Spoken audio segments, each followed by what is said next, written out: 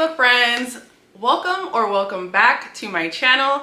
Today I decided that I was going to film a video that would actually put me at 2 videos this week. If you're new here, I post every Saturday morning. As a mom of 6, that's like the best that I can do right now. But I decided that I really wanted to share with you guys what I was planning on reading this month, hoping to read. I don't know if I'll get through every single book. There are so many amazing new releases that have been coming out that it's so hard to keep up with, plus everything that's from the past. Like, there's so many good books already out, and like they keep on pumping out so many books. So this month I am a little bit focused on reading anticipated reads, and I will have a video for that, my anticipated 5-star reads, coming out here soon. I'm working through my top 4 most anticipated reads of the past 2 months. Other than that, I just really wanted to have a TBR for the month of May that felt like sunshine, that felt like summer is approaching, because I am a summer girl. Summer is my favorite season of the year, hands down. And with the fact that I'm leaving Virginia and going back home to California next week, I just felt that it was appropriate, because it just really feels like I want to read some joy. I want to read some poolside stuff. I want to read, the setting is the beach, the setting is the lake, the setting is love. And even though I am a thriller girly, I definitely slow down on my thrillers during the summertime. With that being said, here I have some books here. You might be able to see the one on the top, and they're a mix of genres. And then I have 2 books that I don't have here in person. One does not come out till Tuesday, and one I'm gonna go pick up when I pick up that book on Tuesday, and we'll get into that. The first book that's actually on my TBR list, I actually finished it today for my anticipated reads video. That book is The Conditions of Will by Jessa Hastings, and I knew once I heard that she was writing something that I was going to read it immediately. The only book that I haven't read of hers is Never, and I'll definitely be adding that to my TBR sometime this summer. But I did already finish it, I'm not going to lie to you guys, because as I'm filming, today is the 10th. The synopsis of this is that we have a group of 4 siblings, and their family dynamic is not ideal, and we have Georgia and Oliver, who are sort of the outcasts of the family. Oliver suffers from alcoholism, and Georgia has something that is a secret to the family that has kept her away, and we find them sort of in a sibling love triangle. I don't want to give too much of it away, but this book should definitely be on your TBR. Now, the next highly anticipated book that came out this month that is on my May TBR is One Golden Summer by Carly Fortune. And even like the reflex is so beautiful on this book that it's like giving a glare, and that is the actual reflex on the cover. It's very beautiful. So this is a follow-up to the book Every Summer After, which we have the story of Sam and Percy, and what causes their romance to fall apart and how they come back together. And in that story, we learn of our brother Charlie, who is also one of the main characters from that story, and how he is involved in the entire explosion of their relationship. And in this story, we're getting Charlie's second chance at romance. So our female character is Alice, and Alice had spent a summer in Barry's Bay, and she sees Charlie. She is intrigued by him, essentially, is what I'm getting from the synopsis. And so she ends up going back to Barry's Bay as a photographer and reconnects with Charlie. So the tropes that we have in the story are friends to lovers, second chance romance, opposites attract, found family. To me, it just sounds like something that is going to feel like really summery leading up to that. It's going to feel good, and I'm going to feel like I'm kicking back at the lake, which I've never really been to, like, to vacation on, by the way. But so this is definitely one of my most anticipated reads. I've read Every Summer After twice, and it was 5 stars through and through.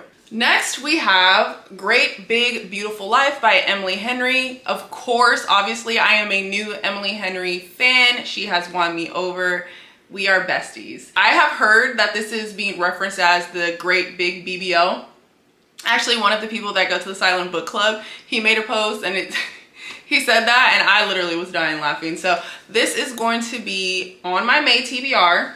And I've heard a lot of mixed reviews about this one because maybe a lot of people went into it thinking that it was going to be more romance, and I guess it's more like literary fiction, which I don't mind personally. I like reading literary contemporary fiction with a subplot of romance, even if it's a micro subplot. I like there to be large plots, and if this is going to be something that is going to be mind tickling, then I'm going to accept that. It says Alice Scott is an eternal optimist still dreaming of her big writing break. Hayden Anderson is a Pulitzer Prize winning human thundercloud, and they're both on balmy Little Crescent Island for the same reason, to write the biography of a woman no one has seen in years, or at least to meet the octogenarian who claims to be Margaret Ives, tragic heiress, former tabloid princess, and daughter of one of the most storied and scandalous families of the 20th century.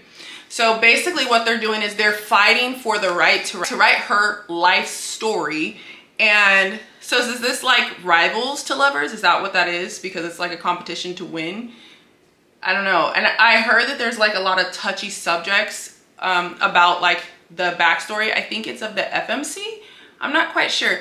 I haven't been following the reviews too much because once I saw that there were like a couple 5 stars and a couple 3 stars and then people complaining, like it only took a couple reviews for me to just say, let me not, because I don't want it to skew how I feel about the book when I read it. So this is also going to be on my May TBR, and it is one of my most anticipated reads. Okay, next we have Brooklyn by Tracy Brown, and I believe Tracy Brown has since passed away.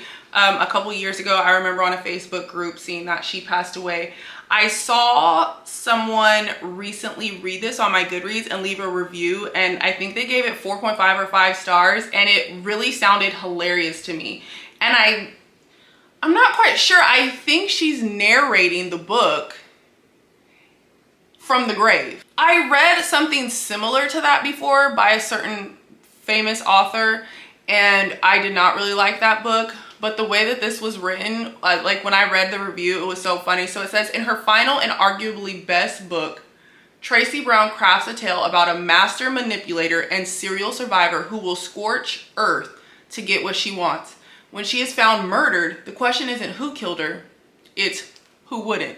So I've never read Tracy Brown, but when I read a snippet on the Goodreads and it was the narrator was the dead person, I was like, oh, this is gonna be hilarious. So I've seen this at my Barnes multiple times, but I don't know what it was. I don't know if it's the cover or what made me never buy it, but I did finally see a review and it was very highly rated. So this is definitely on my May TBR, and I'm thinking this might be something fun to take back home to read while I'm out in California. I'm not quite sure though. Next, we have a fan favorite, and that is Beach Read. And the only reason why I've never read Beach Read is because if you are new here, then you do not know my first Emily Henry book.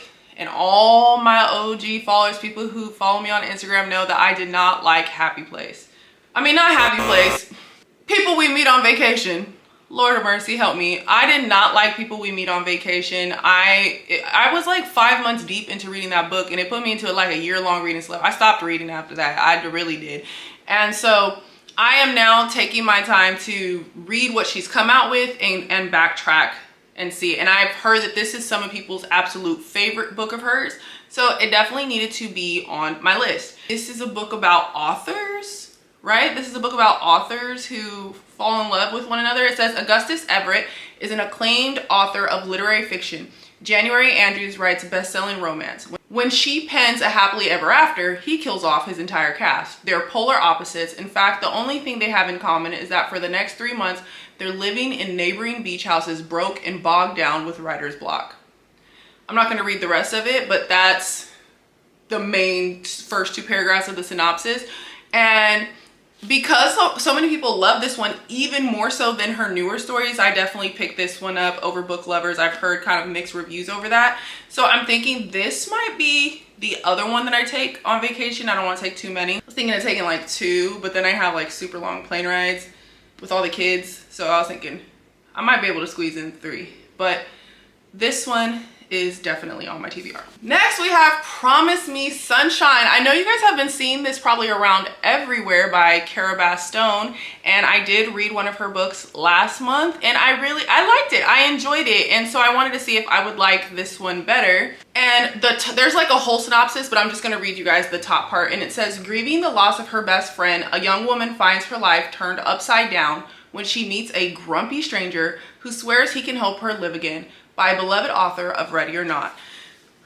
I really actually enjoy grumpy men in books. I don't know what it is. I always feel like it causes there to be like a really like funny banter back and forth. So I'm actually looking forward to reading this, and it's like I've seen it everywhere. So I'm really hoping that this one will be good, and I think this one might be a tearjerker. I think some people may have found this to be a tearjerker. I'm hoping it's not, because I don't really want to cry. I already cried finishing The Conditions of Will, so I don't want to cry no more. So next I have All the Sinners Bleed by S.A. Crosby, and I'm really excited to read this one, not only because I definitely needed like a couple thrillers in this pile, but also because he's local to my area. He is from southeastern Virginia, which is where I currently live temporarily, not permanently. Like anytime his books come out, like if I go into Barnes and it's his release day, they give him like a full on like table, chairs, displays, everything, because he's literally like a local celebrity to this area. I kept seeing him come across my timeline. Y'all, I had a stuttering moment. And it says, a black sheriff, a serial killer, a small town ready to combust. I was like, this is a recipe for pure and utter genius. It says, Titus Crown is the first black sheriff in quiet Sharon County, Virginia, a beautiful place with a harrowing past. After years of working as an FBI agent, Titus knows that his hometown might seem like a land of moonshine and honeysuckle, but secrets fester under the surface. A year after Titus's election, his investigation into a shooting unearths terrible crimes and a serial killer who has been hiding in plain sight, given cover by the town's occasional devotion to the wrong side of history. Sharon is Titus's home and his heart, but where faith and violence meet, there will be a reckoning.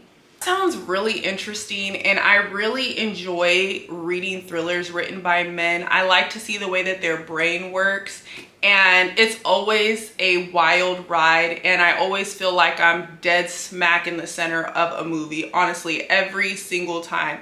When I read The Only One Left by Riley Sager, I literally felt like I was in the movie, and Survive the Night by him. I don't know if any of you have read And There He Kept Her, but that book, I literally felt like I was in like Criminal Minds or something. Like that book was crazy. So I cannot wait to read this. Now, the book, and maybe some of you have guessed it, some of you might not have, that is on my TBR that I don't have with me, is gonna be Can't Get Enough by Kennedy Ryan. I have been waiting for this book to come out. I don't know what part of the month I'm gonna get to it, if I'm gonna drop everything and read it, but I have been waiting for Hendrix's story since I read Before I Let Go, which I'm sure a lot of us have.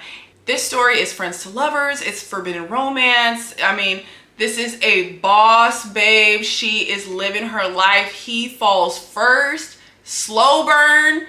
Like, I have found a new appreciation for slow burns, and I'm just so excited to see how we're gonna intertwine such a big personality with a he falls first and a slow burn. Like, all of that together, to me, sounds like a masterpiece. It sounds like a pure masterpiece, and I can't wait to see the full circle of the friendship group and whatever closure happens with that, because it's been such a good ride. So if you guys have already read Can't Get Enough, because I know, you know, a lot of people get arcs and stuff like that, or when you do read it, let me know how you feel about it. I want to know, like, what are your thoughts? Okay, and tell us what you rated it. Like, I don't care what you rated it. I'm not going to judge you if you rated it down, if you rated it all the way up. Just tell us what you rated it and why, because I would love to see how this whole friendship group comes full circle.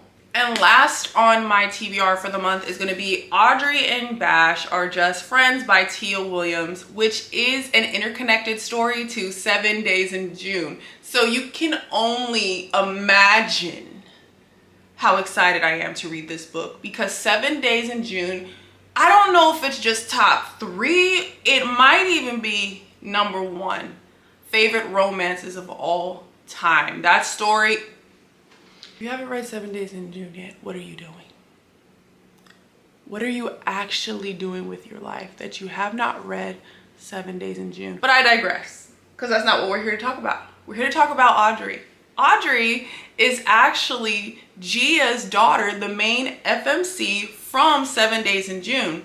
So she was so funny. She was her mom's best friend. She is a little therapist. She does a little psychoanalysis on people. This story follows her over the summer with a boy named Bash, who all the girls love, and she is like supposed to be a type A overachiever, and he's supposed to be like the chill, whatever, cute boy. And it is a YA romance, so I'm gonna read through it and see, you know, check it out, and then pass it along to my daughter. But I'm really excited to get a little bit more of the Mercy Women story, because I miss it.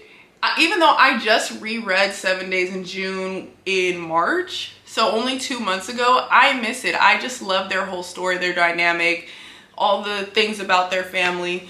I'm really excited to get to that one. Okay, so now we've got our possible TBR. We don't know if we'll get through all of them. We may, we might. I might fall off track. I might find another book and be like, oh, look it, I'm a squirrel, and go pick it up. But other than that, this is going to be our TBR. There's 9 books on this TBR, so I have 7 of them here now and 2 more that I don't have. I'm really looking forward to reading this month. I don't feel like this stack doesn't feel too heavy. You know, I did start off with Conditions of Will. I did already cry, but I don't feel like this stack feels too heavy. So let me know what you guys are reading this month. I love to know what everybody's reading. If you don't already follow me over on Instagram, go ahead down in the description and click the link, and you can follow over there and see kind of like my day-to-day. What am I rating things? How is tackling my TBR going? And, you know, I kind of talk to you guys. You see behind the scenes what I'm doing with my kids, my husband, where we're going, things like that. Also, I have my Goodreads down there, so I try to review every book. I got a little bad at the end of last month because I started entering a slump, and I kind of feel the sensation of wanting to read a lot again. So I should be able to like do full-on reviews. But other than that, thank you guys so much who made it all the way to the end of another one of my yappy videos. And until next time, happy reading.